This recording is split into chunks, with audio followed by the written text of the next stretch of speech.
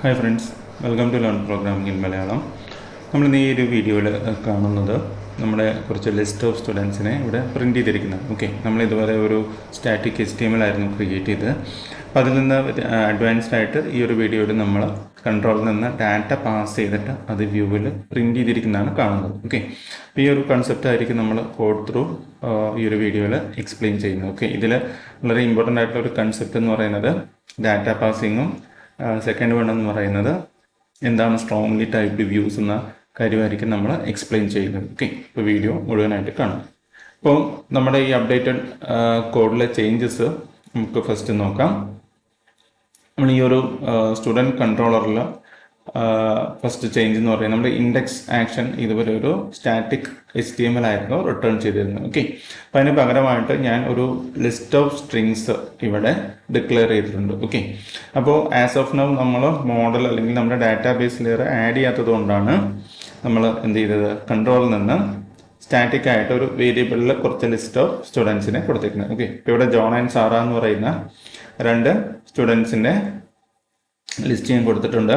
അതിനുശേഷം ഈ വ്യൂവിലേക്ക് ഈ സ്റ്റുഡൻസ് അല്ലെങ്കിൽ ഈ ഒരു വേരിയബിളിനെ നമ്മൾ പാസ് ചെയ്തിട്ടുണ്ട്. അപ്പോൾ അങ്ങനെ വരുന്ന സമയത്ത് എന്താ സംഭവിക്കുക എന്ന് വെച്ച് കഴിഞ്ഞാൽ ഈ നമ്മുടെ റിക്വസ്റ്റ് URL എടുക്കുമ്പോൾ ട്രിഗർ ആവും, കൺട്രോളറിലേക്ക് റിക്വസ്റ്റ് വരും. അതിനുശേഷം ഈ ഡാറ്റ എന്താണ് വ്യൂവിലേക്ക് പാസ്സാവും. വ്യൂവിലേക്ക് പാസ്സായി കഴിഞ്ഞാൽ നെക്സ്റ്റ് സ്റ്റെപ്പ് എന്ന് പറയുന്നത് ശരിക്കും നമുക്ക് വ്യൂ പേജ് അല്ലെങ്കിൽ HTML പേജിൽ ഈ ഒരു ഡാറ്റേനെ HTML ആയിട്ട് റെൻഡർ ചെയ്യുക എന്നുള്ളതാണ്. അപ്പോൾ അതിന് ഉള്ള കോഡ് നമുക്കിവിടെ നോക്കാം. അപ്പോൾ അതിൽ ഫസ്റ്റ് ലൈൻ ഓഫ് കോഡ് എന്ന് പറയുന്നത് ഈ ഒരു ലൈനാണ്. ഈ ഒരു ലൈൻ എന്താണെന്ന് ഞാൻ എക്സ്പ്ലെയിൻ ചെയ്യാം. അപ്പോൾ അതിന് മുന്നായിട്ട് നമ്മൾ ഈ പ്രിന്റ് ചെയ്തിരിക്കുന്നത് ആക്ച്വലി ഇവിടെ ഒരു ഫോർ ഈച്ച് ലൂപ്പ് യൂസ് ചെയ്തിട്ടാണ്. ഈ ഫോർ ഈച്ച് ലൂപ്പിൽ നമ്മൾ മോഡൽ എന്ന് പറയുന്ന വേരിയബിൾ യൂസ് ചെയ്തിട്ട് ആ ഒരു പർട്ടിക്കുലർ ഐറ്റം ആണ് പ്രിന്റ് ചെയ്തിരിക്കുന്നത്. ഇത് ലിസ്റ്റ് ഓഫ് സ്ട്രിങ് ആയതുകൊണ്ടാണ് നമ്മളിവിടെ ഡയറക്റ്റ്ലി ഈ ഒരു വേരിയബിൾ പ്രിന്റ് ചെയ്തിരിക്കുന്നത്. അപ്പം ഇതിൽ ഈ ഒരു @ സിമ്പിൾ എന്നൊക്കെ പറയുന്നത് നമ്മൾ ഈ HTML നമ്മുടെ HTML എന്ന് പറയുന്നത് പ്ലെയിൻ HTML അല്ല, CSHTML ആണ്. അതുകൊണ്ട് തന്നെ ഇതിനകത്ത് നമ്മൾ കോഡും ഇതുകൂടാതെ സ്റ്റാറ്റിക് HTML മിക്സ്ഡ് ആയിട്ടായിരിക്കും ഡൈനാമിക് ആയിട്ടുള്ള പേജസ് ക്രിയേറ്റ് ചെയ്യുന്നത്. അപ്പോൾ ഈ മോഡലിൽ നിന്ന് ഓരോ ഐറ്റം പ്രിന്റ് ചെയ്തിരിക്കുന്ന ഒരു സിമ്പിൾ ഫോർ ലൂപ്പാണ്. നിങ്ങൾ C# യൂസ് ചെയ്തിരിക്കുന്ന പോലത്തെ ഒരു ഫോർ ഈച്ച് ലൂപ്പാണിത്. പക്ഷേ ഇതിൻ്റെ സിൻടാക്സ് എന്ന് പറയുന്നത് ഈ @ സിമ്പിൾ വെച്ചിട്ടാണ് നമ്മൾ ഇതിൽ കോഡും അല്ലെങ്കിൽ സ്റ്റാറ്റിക് HTML ഒക്കെ ഡിഫറൻഷിയേറ്റ് ചെയ്യുന്നത്. അപ്പോൾ ഇതിൽ ഈ സെക്കൻഡ് ലൈൻ എന്ന് പറയുന്നതാണ് ഇതിലെ ഏറ്റവും ഇമ്പോർട്ടൻ്റ് ആയിട്ട് മനസ്സിലാക്കേണ്ട ഒരു ഫാക്ടർ. ഇതിൽ @ മോഡൽ ലിസ്റ്റ് ഓഫ് സ്ട്രിങ് എന്ന് കൊടുത്തു കഴിഞ്ഞാൽ അതിൻ്റെ മീനിങ് എന്ന് വെച്ച് കഴിഞ്ഞാൽ ഈ ഒരു പേജ് എക്സ്പെക്ട് ചെയ്യുന്ന മോഡൽ എന്ന് പറയുന്നത് ഒരു ലിസ്റ്റ് ഓഫ് സ്ട്രിങ് ആണ്. ഇങ്ങനെ ഒരു ഇത് ആക്ച്വൽ ഡാറ്റാബേസ് ലെയർ അല്ലെങ്കിൽ മോഡൽ ലെയർ വരുന്ന സമയത്ത് ഈ ലിസ്റ്റ് ഓഫ് സ്ട്രിങ്ങിന് വരെ നമ്മുടെ മോഡൽ ക്ലാസ് ആയിരിക്കും ഇവിടെ ഡിഫൈൻ ചെയ്യുന്നത്. നമുക്ക് മോഡൽ ക്ലാസ് ഇതുവരെ നമ്മൾ പഠിക്കാത്തത് കൊണ്ടാണ് ഈ ലിസ്റ്റ് ഓഫ് സ്ട്രിങ്. ഈ ലിസ്റ്റ് ഓഫ് സ്ട്രിങ്ങിന്റെ ടൈപ്പ് ഡെഫിനിഷൻ എന്ന് പറയുന്നത് എക്സാക്ട്ലി ഈ ഒരു ടൈപ്പ് ഡെഫിനിഷനായിട്ട് മാച്ചിങ് ആണ്. അപ്പോൾ ഇത് ആക്ച്വൽ കേസിൽ ഡാറ്റാബേസിൽ നിന്ന് മോഡൽ ക്ലാസിന്റെ ടൈപ്പ് ഡെഫിനിഷൻ ആയിരിക്കും. പക്ഷെ ഇപ്പം നമ്മളത് പഠിക്കാത്തത് കൊണ്ടാണ് ഈ ഒരു ടൈപ്പ് ഡെഫിനിഷൻ നമ്മൾ ഇവിടെ കൊടുത്തിരിക്കുന്നത്. പിന്നെ അഡ്വാൻറ്റേജ് എന്താണെന്ന് വെച്ച് കഴിഞ്ഞാൽ ഇവിടെ ലിസ്റ്റ് ഓഫ് സ്ട്രിങ് എക്സ്പെക്ട് ചെയ്യുന്നതുകൊണ്ട് തന്നെ ഈ ഒരു ലൂപ്പിനകത്ത് ഈ ഒരു ഇതൊരു ലിസ്റ്റ് ആയിരിക്കും. ഈ ഒരു ഇൻഡിവിജ്വൽ ഐറ്റം ഐറ്ററേറ്റ് ചെയ്യുന്ന ഐറ്റം എന്ന് പറയുന്നത് സ്ട്രിങ് ആയിരിക്കും.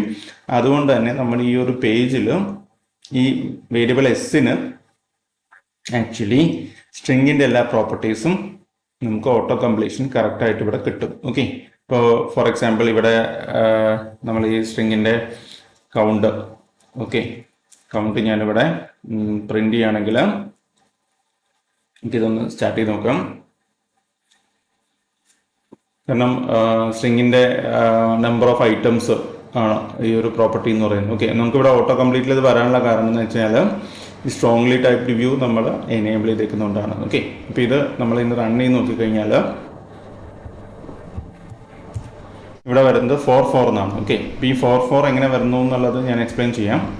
ഇവിടെ നമ്മൾ കൗണ്ട് എടുക്കുമ്പോൾ number of items individual string ആണ് വരുന്നത്. അപ്പോൾ നമ്മളിവിടെ നോക്കിക്കഴിഞ്ഞാൽ നമ്മുടെ ഈ രണ്ട് ഐറ്റത്തിലും നമ്പർ ഓഫ് ക്യാരക്ടേഴ്സ് എന്ന് പറയുന്നത് 4 ആണ്. ജോൺ എന്ന് പറയുന്ന നെയിമിലും സാറ എന്ന് പറയുന്ന നെയിമിലും വന്നിരിക്കുന്നത് 4 ഐറ്റംസ് ആണ്, അല്ലെങ്കിൽ 4 ക്യാരക്ടേഴ്സ് ആണുള്ളത്. അതുകൊണ്ടാണ് അവിടെ 4 എന്ന് പ്രിൻ്റ് ആയിരിക്കുന്നത്. ഓക്കെ, അപ്പോൾ ഈ സ്ട്രോങ്ലി ടൈപ്പ് വ്യൂ എനേബിൾ ചെയ്തുകൊണ്ടാണ് നമുക്കിവിടെ ഓട്ടോ കംപ്ലീഷൻസ് ഈ ഒരു ഇത് ബേസ് ചെയ്തിട്ട് കുറേ ഓട്ടോ കംപ്ലീഷൻസ് ഇവിടെ കാണാൻ പറ്റും. ഓക്കെ, അപ്പോൾ ഇതെല്ലാം നമ്മളിപ്പോൾ നോക്കണം എന്നല്ല, പക്ഷേ ഈ ഒരു ഓട്ടോ കംപ്ലീഷൻസ് ഉള്ളതുകൊണ്ട് തന്നെ നമുക്ക് ഈസി ആയിട്ട് ഈ പർട്ടിക്കുലർ ഡാറ്റ ടൈപ്പ് ഏതാണോ അതിനെ ബേസ് ചെയ്തിട്ടുള്ള ഓപ്പറേഷൻസ് ഈസി ആയിട്ട് ഇവിടെ ഓട്ടോ കംപ്ലീറ്റ് ചെയ്ത് ചെയ്യാനായിട്ട് സാധിക്കും. ഓക്കെ, അപ്പോൾ അങ്ങനെ ഒരു ഓട്ടോ കംപ്ലീഷൻസ് കിട്ടാനായിട്ടാണ് നമ്മൾ ഈ ഒരു സ്ട്രോങ്ലി ടൈപ്ഡ് വ്യൂസ് എനേബിൾ ചെയ്യുന്നതും പ്ലസ് എന്തെങ്കിലും എറേഴ്സ് ഒക്കെ ഉണ്ടെങ്കിൽ ഇതിൽ എന്തെങ്കിലും മിസ്റ്റേക്ക് ഉണ്ടെങ്കിൽ നമുക്ക് കമ്പൈൽ ടൈം തന്നെ അത് കിട്ടും. റൺ ടൈമിൽ ഇഷ്യൂസ് ഉണ്ടാവില്ല. ഓക്കെ, കാരണം കമ്പൈൽ ടൈമിൽ എറർ കിട്ടുക എന്ന് പറയുന്നാൽ